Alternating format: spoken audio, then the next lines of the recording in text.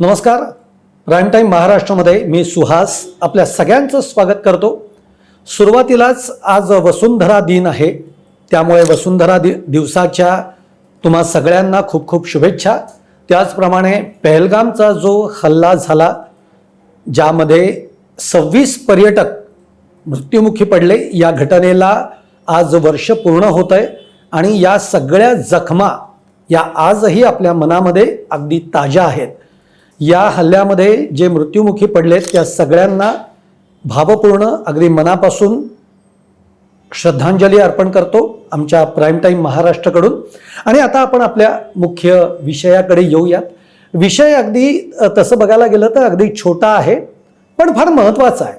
तो इंटरेस्टिंग पण आहे आणि महत्त्वाचा पण आहे.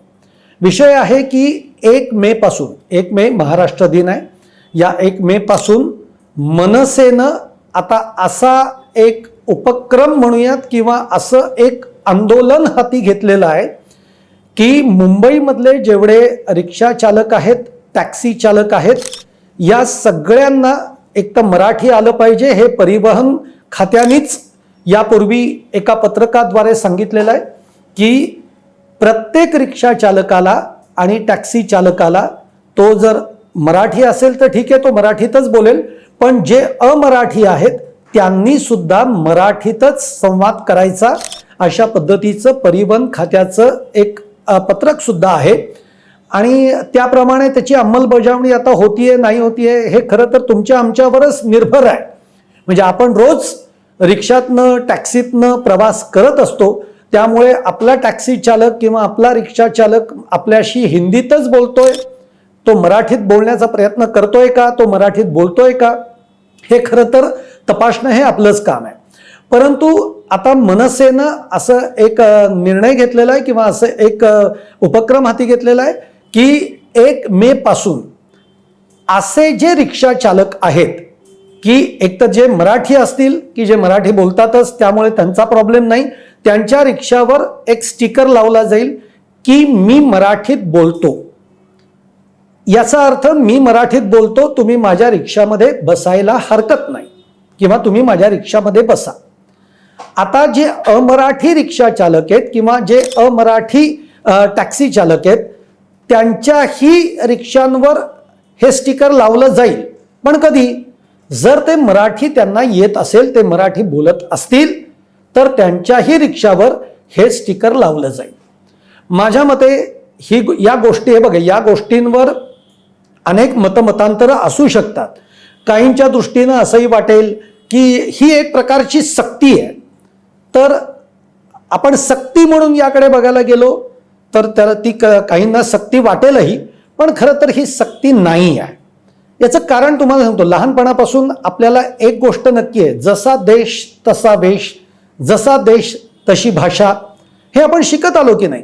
आज एक लक्षात घ्या, तुम्ही भारतातनं उद्या कोणत्याही देशामध्ये, तुम्ही जर्मनीमध्ये जा बरं नोकरी धंद्यासाठी, तुम्हाला जर्मन आलं पाहिजे ही त्यातली प्रमुख अट आहे. म्हणजे तुम्हाला जर का जर्मनीमध्ये कुठल्याही कंपनीमध्ये जॉब जरी मिळाला तरी तुम्हाला जर्मन बोलता आलं पाहिजे, अगदी बेसिक लेवलचं.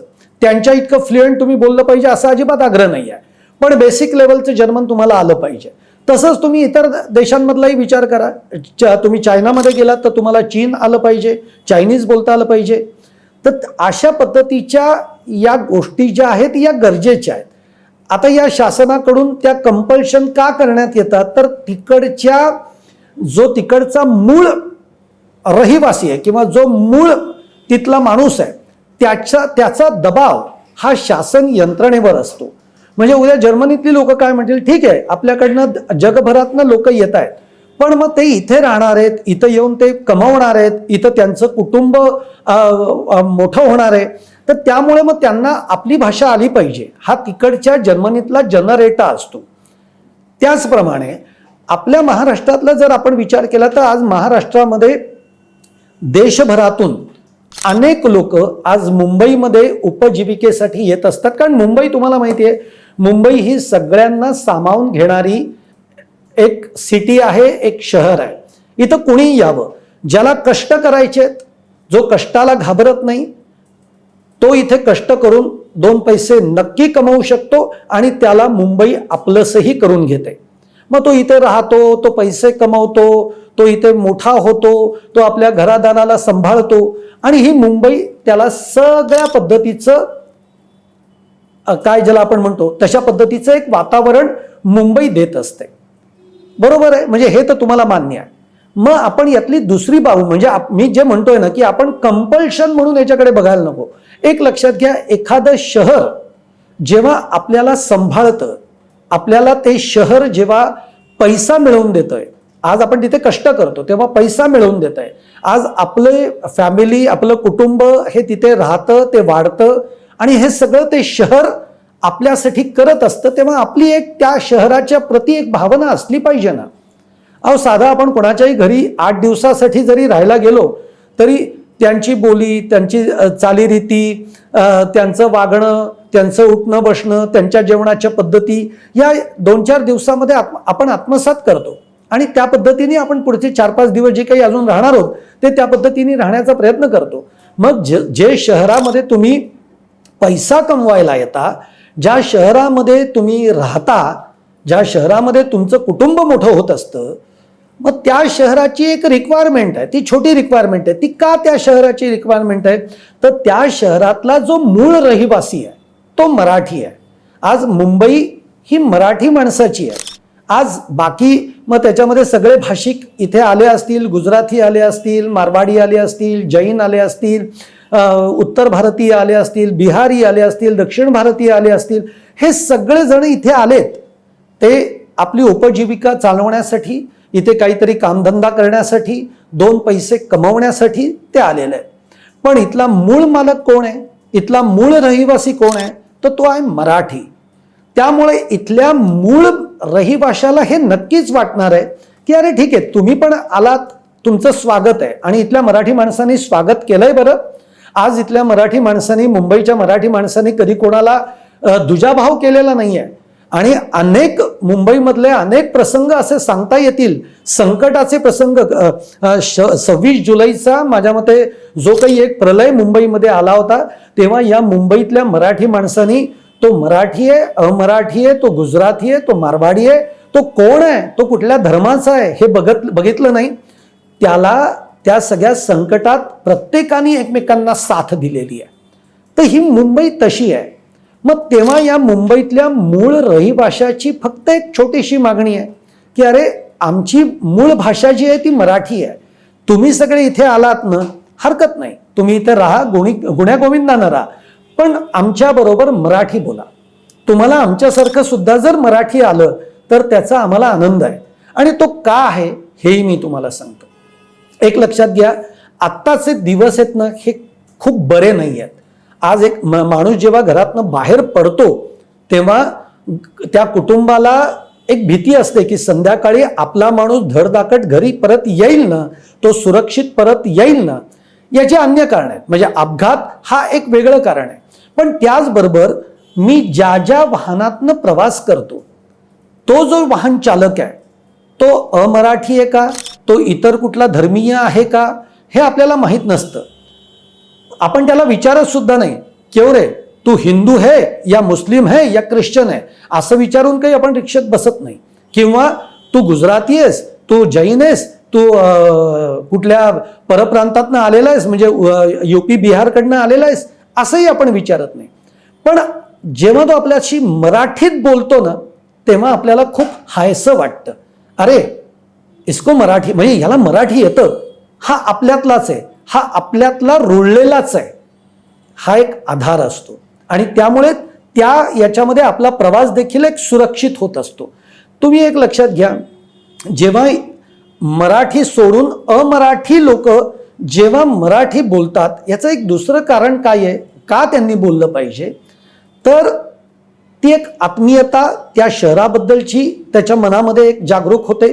त्याचबरोबर त्यातला जो मूळ माणूस आहे, जो मूळ मराठी आहे इथला, या मराठी माणसाबरोबर सुद्धा त्याचं एक संवादाचं नातं तयार होतं आणि त्यामुळे एकमेकांबद्दलची एक आपुलकी यातनं निर्माण होते. पण आत्ताच्या गेल्या काही काळामध्ये जर तुम्ही बघितलं असेल की काही माणसं, म्हणजे काही रिक्षा चालक असतील काही टॅक्सी चालक असतील, काही उद्दामपणाने बोलणारे, उर्मटपणाने बोलणारे, कदाचित त्यांना कुठल्या स्थानिक एखाद्या राजकीय नेत्याचं जणू काही संरक्षण असावं किंवा तिथल्या दादाचं त्याला संरक्षण असावं, दादा म्हणजे गुंड, त्याचं त्याला संरक्षण असावं, अशा थाटात तो आपल्याबरोबर वागतो, आपल्याशी बोलतो. हम नाही बोलते मराठी, क्या करना है कर लो तुम. आपल्याला नाही पसंत पडत. अरे त्यापेक्षा तू 2 शब्द प्रेमाने बोललास ना तर तू आमचा आहेस, आमच्यातलाच आहेस हे आम्ही मानून चालू. आणि इथे तू जे काही उद्योग व्यवसाय करतोयस त्याला आम्ही सपोर्टच देऊ. आणि त्यामुळे मराठी हे आलं पाहिजे. एक लक्षात घ्या, हे फक्त महाराष्ट्रातच आपण बोलतो का, तर अजिबात नाही. तुम्ही दक्षिणेकडच्या राज्यांमध्ये जा, तिथं तुम्ही जेव्हा उद्योग व्यवसाय कराल तेव्हा तिथल्या राज्यांची अपेक्षा हीच आहे की त्यांनी त्यांच्या भाषेमध्ये बोललं पाहिजे. तुम्ही तमिळनाडूमध्ये जा, तुम्हाला तमिळ आलं पाहिजे आणि हे कंपल्सरी आणि यायलाच पाहिजे.